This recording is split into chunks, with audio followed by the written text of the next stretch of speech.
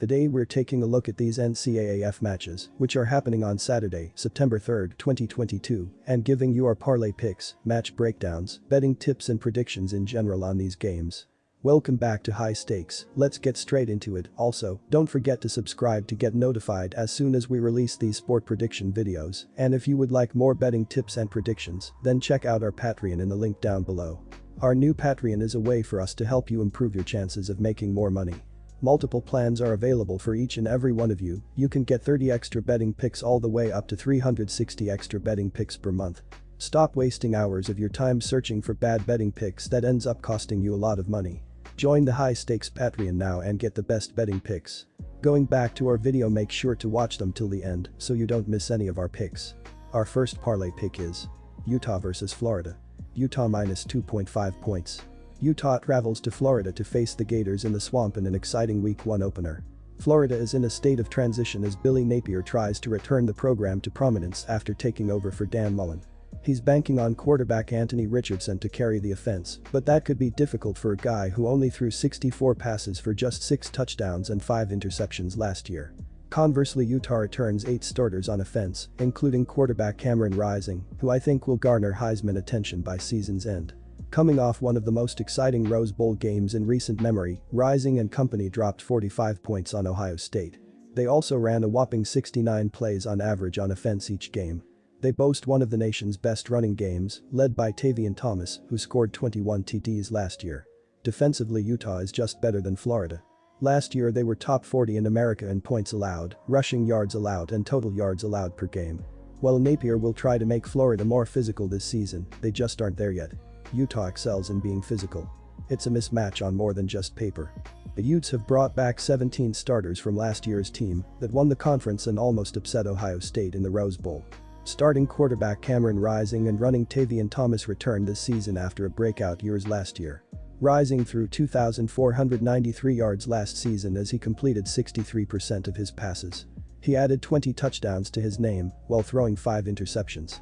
In his last game against Ohio State in the Rose Bowl, Rising went 17-22 for 214 yards and 2 touchdowns as the Utes lost by a field goal.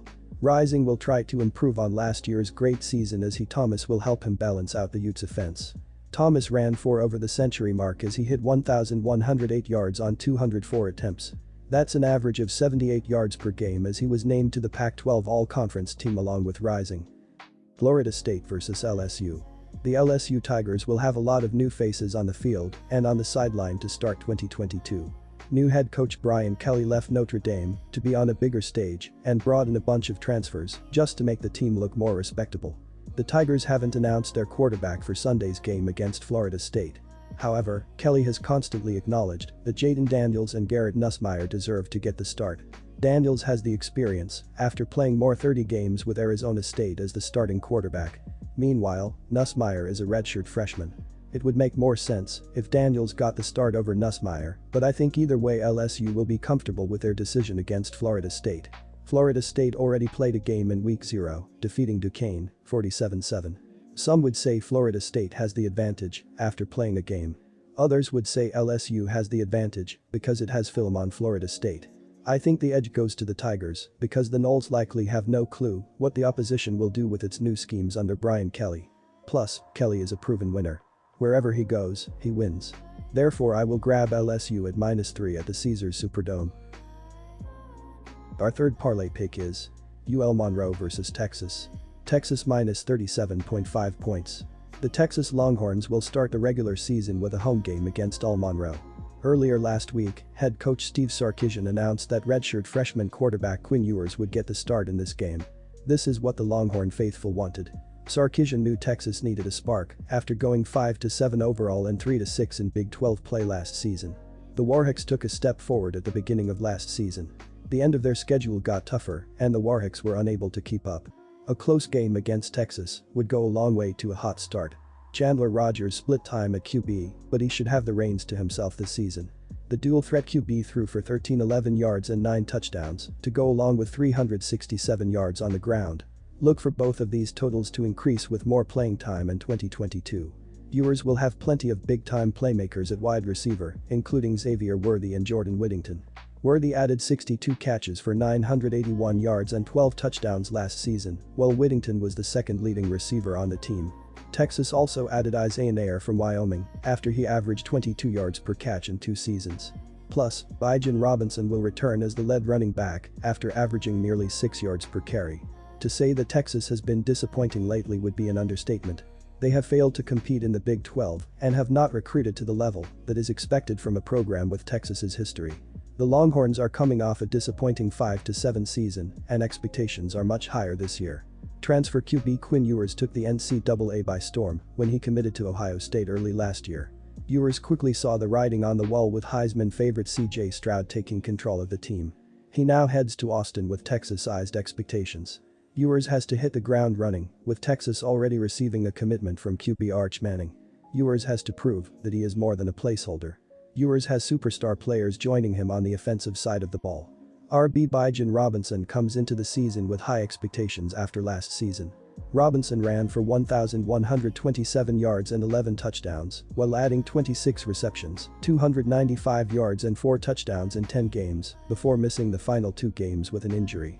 He earned first-team All-Big 12 honors.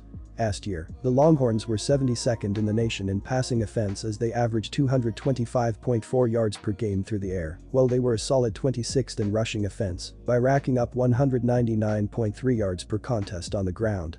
Texas was 18th in the FBS in scoring offense as they averaged 35.2 points per game, while they were just 99th in scoring defense by allowing 31.1 points a contest. Hudson Card was the starter under center when the season began last year and completed 51 of 83 passes for 590 yards with 5 touchdowns and 1 interception. Bert Auburn hit all 3 extra point attempts without attempting a field goal last season. He'll likely battle with Will Stone for the kicking duties. Meanwhile, the defense needs to play better this year, but against Monroe, Texas should be able to get plenty of stops. After all, Monroe scored under 21 points per game and finished 1,100th of 130 teams in scoring last season. In conference play, the Warhawks finished just 2-6 in the Sunbelt and lost every road game. On paper, you look at last season's records and think that these teams are relatively even. However, going 4-8 in the Sunbelt isn't the same as a 5-7 mark from a Big 12 team. The Longhorns should vastly improve with the return of Robinson and Worthy to lead the skill position players this season, not to mention a year under the belt of Sarkisian. Monroe improved from 2020 to 2021 in Bowden's first year running the program, but the fact remains that they are overmatched in this contest. The Warhawks had issues stopping opposing teams last season. Playing in front of 100,000 plus people in a hostile environment is going to be daunting for the Warhawks.